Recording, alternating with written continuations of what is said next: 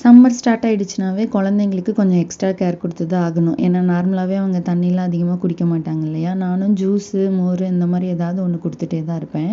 இப்போ வந்து சக்கரவள்ளி கிழங்கு சீசனுங்கிறதுனால அதிகமாக இந்த கிழங்கு கிடைக்குது.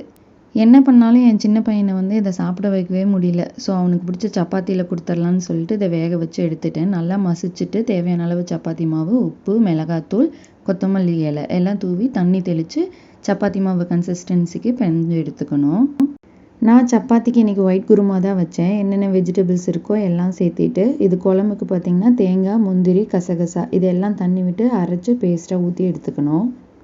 கடைசியாக கொத்தமல்லி இலை தூவி இறக்கணும் அப்படின்னா ஒயிட் குருமா ரெடி ஆகிடும். இந்த மாவு பார்த்திங்கன்னா ரொம்ப சாஃப்டாக இருக்கும். ஸோ பொறுமையாக தான் தேய்ச்சி எடுக்கணும். மொத்தமாக தான் வரும். மெலிசாக தேய்ச்சிங்க அப்படின்னா பிஞ்சு போயிடும். இதில் நெய் விட்டு கூட கொடுக்கலாம். குழந்தைங்க கண்டுபிடிக்கவே மாட்டாங்க இந்த கிழங்குல செஞ்சுருக்கோன்னு. வீடியோ பிடிச்சிருந்தா சப்ஸ்கிரைப் பண்ணிக்கோங்க.